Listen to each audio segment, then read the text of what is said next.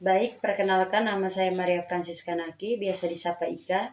Saya dari program studi pendidikan biologi.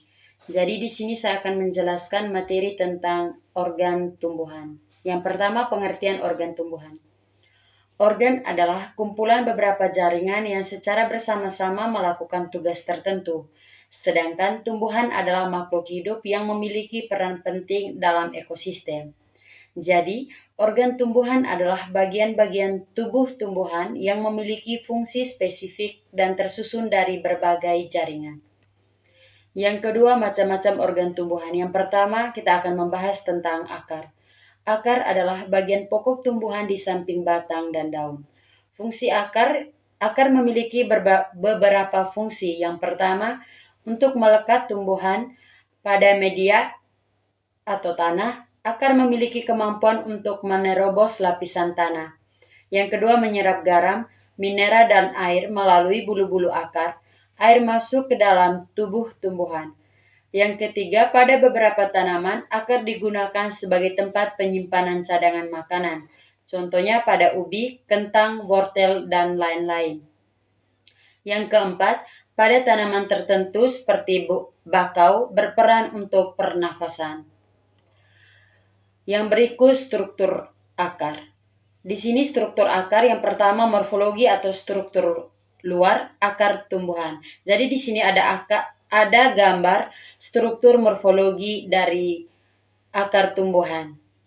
Yang berikut, akar terdiri dari beberapa bagian. Yang pertama, leher atau pangkal akar. Yang kedua, ujung akar. Yang ketiga, batang akar. Yang keempat, cabang-cabang. Yang kelima, serabut akar. Yang keenam, rambut-rambut atau bulu-bulu akar. Dan yang ketujuh, tudung akar atau kalitra. Yang kedua, anatomi atau struktur dalam akar. Yang pertama, epidermis. Yang kedua, korteks. Yang ketiga, endodermis. Yang keempat, stele. Berikut kita akan masuk ke jenis-jenis akar.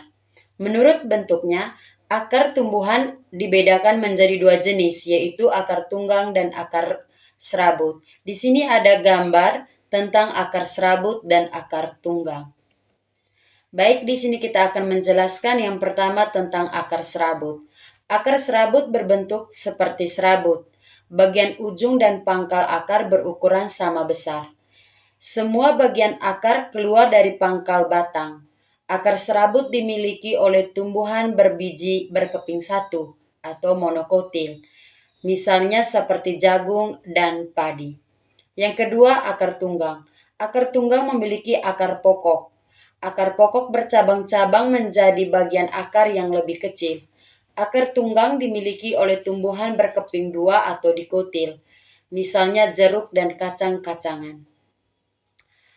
Berikut, pada tumbuhan tertentu juga terdapat akar-akar khusus. Berikut ini akar-akar yang mempunyai sifat dan tugas khusus. Yang pertama, akar gantung. Akar ini tumbuh di bagian batang tumbuhan di atas tanah. Akar tersebut menggantung di udara, tumbuh ke arah tanah. Contohnya adalah akar pohon beringin. Yang kedua, akar pelekat. Akar ini tumbuh di sepanjang batang. Akar tersebut berguna untuk menempel pada kayu, tumbuhan lain atau tembok. Misalnya akar lada dan sirih. Yang ketiga akar tunjang. Akar ini tumbuh dari bagian bawah akar ke segala arah. Akar tersebut seakan-akan menunjang batang agar tidak rebah. Misalnya akar tunjang adalah pohon bakau dan pandan. Yang keempat, akar nafas. Akar nafas tumbuh tegak lurus ke atas sehingga muncul dari permukaan tanah atau air. Akar napas banyak memiliki celah atau jalan masuk udara, misalnya akar pada pohon kayu api. Yang ke-B, batang. Batang merupakan bagian penting dari tumbuhan yang berada di atas permukaan tanah. Pertumbuhan batang berasal dari titik tumbuh berupa meristem apikal atau ujung yang terdapat pada batang. Berdasarkan tempat kedudukan batang pada tumbuhan, batang dapat disamakan dengan sumbu tumbuhan. Sebagian bagian dari tumbuhan, batang mempunyai tugas untuk mendukung bagian-bagian tumbuhan lain yang berada di atas tanah, seperti daun, bunga, dan buah. Yang pertama, struktur batang. Struktur batang dibedakan atas morfologi atau struktur luar dan anatomi atau struktur dalam. Yang pertama kita akan membahas tentang morfologi struktur luar batang. Morfologi batang pada tumbuhan tingkat tinggi ada bermacam-macam. Perbedaan morfologi batang akan tampak apabila mengamati secara langsung perbedaan tinggi atau lebar batang dari berbagai jenis tumbuhan. Baik, yang berikutnya tentang anatomi atau struktur dalam batang. Yang pertama, epidermis batang. Terdiri dari satu lapisan sel yang tersusun rapat dan tidak memiliki rongga-rongga antar sel. Yang kedua, korteks batang atau kulit pertama. Yang ketiga, stele batang atau silinder pusat. Adalah bagian terdalam dari batang. Pada bagian silinder batang, terdapat berkas-berkas pembuluh angkut yaitu xilem dan floem. Yang berikut fungsi batang. Secara umum batang memiliki beberapa fungsi, yaitu batang merupakan organ lintasan air dan mineral dari akar ke daun dan lintasan zat makanan hasil fotosintesis dari daun ke seluruh tumbuhan. Yang berikut batang merupakan organ pembentuk dan penyangga daun. Yang terakhir, pada beberapa jenis tumbuhan, batang berfungsi sebagai tempat penyimpanan makanan dan alat perkembangbiakan secara vegetatif. Yang ketiga, daun. Daun berasal dari meristem apikal yang tumbuh membentuk suatu kuncup yang menonjol ke samping. Pertumbuhan daun berbeda dengan pertumbuhan pada akar dan batang karena pertumbuhan daun terbatas. Fungsi utama daun adalah sebagai tempat berlangsungnya fotosintesis atau tempat produksinya bahan makanan bagi tumbuhan. Struktur daun, sebagaimana pada akar dan batang, daun juga terdiri dari 3 sistem jaringan. Helai daun atau lamina terdiri dari selapis epidermis pelindung, bagian jaringan dasar parenkim yang dikenal sebagai mesofil dan berkas vaskuler. Yang pertama, epidermis. Epidermis daun terdapat pada permukaan atas daun atau permukaan adaksial dan permukaan bawah daun atau permukaan abaksial. Pada lapisan ini tidak ada ruang antar sel. Yang berikutnya, mesofil atau jaringan dasar. Mesofil daun merupakan jaringan dasar yang tersusun dari parenkim palisade atau jaringan tiang dan jaringan spons atau jaringan bunga karang. Yang berikut, berkas vaskuler. Berkas vaskuler daun yaitu xilem dan floem yang terdapat pada ibu tulang daun, tulang-tulang cabang, dan urat-urat daun yang terlihat menonjol pada permukaan bawah daun. Yang keempat, bunga. Bunga merupakan modifikasi dari batang dan daun. Modifikasi ini disebabkan oleh sejumlah enzim yang dirangsang oleh sejumlah hormon tertentu.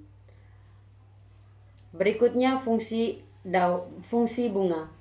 Struktur reproduksi seksual pada tumbuhan berbunga sebagai tempat terbentuknya buah dan biji. Struktur bunga. Pada bunga terdapat organ reproduksi yaitu putik dan benang sari. Pada suatu bunga terdapat alat kelamin jantan atau benang sari dan betina atau putik yang biasanya kita sebut dengan bunga banci atau hermafrodit. Selain itu, bunga dikatakan lengkap bila dalam satu bunga terdapat 4 bagian, yaitu kelopak bunga, mahkota bunga, benang sari, dan putik. Macam-macam bunga. Yang pertama, bunga tunggal. Contohnya bunga mawar, bunga kembang sepatu. Yang kedua, bunga majemuk. Bunga majemuk adalah sekelompok kuntum bunga yang terangkai pada suatu ibu tangkai bunga atau pada suatu susunan tangkai-tangkai bunga yang lebih rumit. Yang berikutnya, penyerbukan bunga. Dalam penyerbukan, biasanya bunga dibantu oleh beberapa perantara. Yang pertama, perantara angin yang biasa disebut dengan anemogami. Cirinya bila serbuk benang sari kecil, ringan dan kering, contohnya pinus, damar, dan rumput-rumputan. Yang kedua, perantaraan air disebut hidrogami, contohnya pada tanaman air. Yang berikut, perantaraan hewan yang disebut dengan zoogami. Contohnya bila perantaraan serangga disebut entomogami, bila perantaranya burung disebut ornitogami, bila perantaranya siput disebut malakogami. Yang keempat, perantaraan manusia disebut antropogami. Contohnya penyerbukan pada vanili, salak, dan buah naga. Berikut adalah contoh dari bunga. Kita masuk di buah. Buah adalah organ pada tumbuhan yang merupakan perkembangbiakan lanjutan dari bakal buah atau ovarium. Buah biasanya membungkus dan melindungi biji. Yang berikut macam-macam buah. Yang pertama, buah tunggal, yakni buah yang terbentuk dari suatu bunga dengan suatu bakal buah yang berisi satu biji atau lebih. Yang kedua, buah ganda, yakni jika buah terbentuk dari suatu bunga yang memiliki banyak bakal buah. Yang ketiga, buah majemuk, yakni jika buah terbentuk dari bunga majemuk. Yang berikutnya, struktur buah. Buah terdiri dari kulit buah dan biji. Berdasarkan struktur kulit buahnya, buah dapat dibedakan menjadi buah kering dan buah berdaging. Adapun struktur buah adalah sebagai berikut. Yang pertama, kulit buah.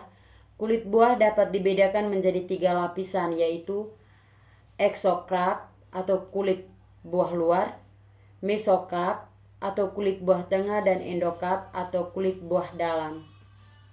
Berikut adalah contoh dari biji. Pada umumnya, biji memiliki 3 bagian utama, yaitu embrio. Embrio adalah jaringan bakal tumbuhan yang baru akan berkembang manakala kondisi lingkungannya sesuai. Yang berikut cadangan makanan untuk pertumbuhan embrio. Cadangan makanan yang diperlukan untuk pertumbuhan baru ketika mulai bertumbuh membesar. Yang keempat, kulit biji. Kulit biji berkembang dari jaringan integumen yang semula mengintari ovula atau bakal biji. Baik, demikian materi yang saya bawakan tentang organ tumbuhan. Atas perhatiannya saya ucapkan limpah terima kasih. Selamat siang.